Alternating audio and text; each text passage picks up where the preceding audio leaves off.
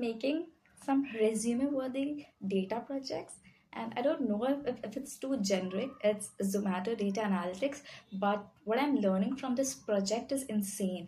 I'm learning about how to think as an actual data analyst, because it's high time for me to get a job right now, and I'm really passionate to get into data domain. I was way too restrictive to get into data scientist, but some of my friends said that, hey, considering the market, and anyway, data analyst is not a role that you should underestimate. You could learn a lot as a being a data analyst, so never do that. And I thought, yeah, let's give it a chance. And honestly, I'm learning a lot about how to clean a data, about how raw data could be a mishap to your models.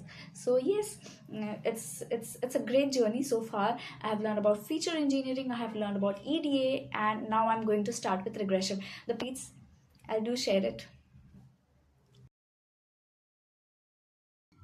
So this is my GitHub profile, and I'll give you a quick walkthrough of the Zomato data analytics project, which is now complete. So let's go under data analytics project, and I'll just give you a quick walkthrough. So these are some of my projects that I have completed, and this is the project that I'm talking about, Zomato data analytics. So this is the readme file. If you're seeing, you could have a quick look at the readme and see. If you want to see more, you could come to my GitHub and have a look. So what I have done is, firstly, I need a data to complete this project, and I'll also try to upscale this project. I mean, not upscale, but yeah, add more features to it. So you see, there are two CSV files. One is the feature and the other one is cleaned, and there are some notebooks. So you could see in the notebooks folder, there is one folder which is named as data cleaning. So before doing any such feature engineering on the data, it's important that I understood the shape and how my data is. So I have used pandas to understand how my data is, and probably I had filled some, yeah, you could see I have filled some categories as well. Because at times some of the data, like the industry data, is messy. They aren't yet fully completed. So some data is raw, and you have to impute the data with mean, median, mode, or standard deviation. So this is a simple one, not any such huge. And the second file is feature engineering. In this, I have added again, I have used NumPy and pandas, and I have added, I have added this interview line as to what I have to explain, because at times we are building so many projects, so it's at times I forget, okay, what was the scenario. So I try to also include an interview line so that I could go back and see and revise the project that I've created. So these are some interview ready explanation for me. And yes, so you could see I have also applied log transformation to reduce the skewness in engagement matrix. So the third file is EDA, which is exploratory data analysis. And in this file, what I have done is, yeah, matplotlib. So matplotlib is used to visualize how your data is. So this is what I've used. This is a heat map. Yeah, it's a heat map, the rating and the cost for two. So it's, and this is the IQR, interquartile range. Again, it's very important to understand the visualization of the data, and there are three types under exploratory data analysis: univariate, bivariate, and multivariate. So it's important to understand the distinction between these three as well.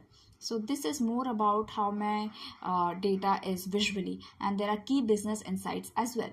And I have applied two algorithms, ML regression and ML classification. Both comes under supervised learning. So in this I have used sklearn and other libraries as well.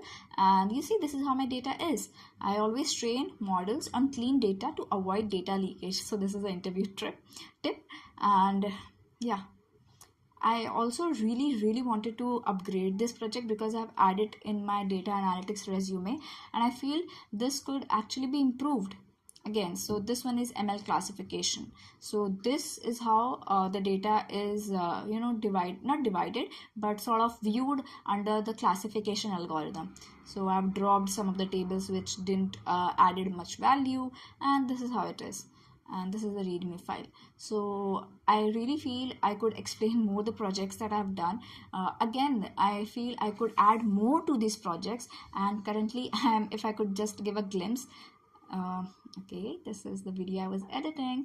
I was learning this posture detection, and I was able to make some of the project. So okay, it's been some while. You could view me. This is how I'm looking right now. So this is the project that I'm currently working on, because it's been some while since I have learned deep learning, and I feel it's high time that I should make some projects. So you could see, I'll also share each and every of my project that I'm building, so as to I have a good understanding and I could help beginners who are building projects, because it's really important to get a hands-on and get your hands dirty and learn by doing.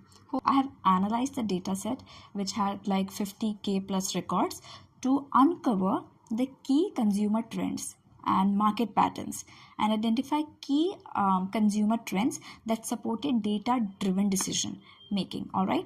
And also what I've done is I performed data pre-processing and data cleaning, which is evident, which eventually enhanced the data quality and reliability by almost 21%, which is huge. I mean, I also tried building visualizations for this project using Power BI, but Power BI has this not feature, I would rather say it bug, because whenever I'm trying to build something, there is this pop-up that comes every now and then, and that's the reason I've installed Tableau. But I don't know how to use Tableau, but I do know the Power BI basics. Like I have watched some tutorials from CampusX, so I probably could make the dashboards and visualizations on Tableau as well.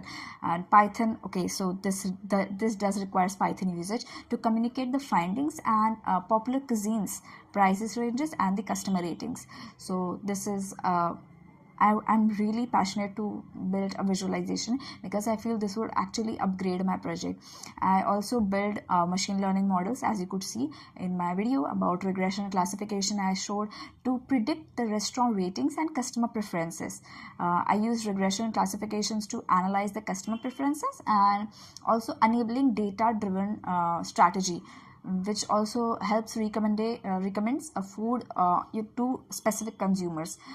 And the tools that are used in short are Python, SQL, not Power BI. I couldn't say Power BI yet because I'm still working on it, and ML. So this is the gist of my project.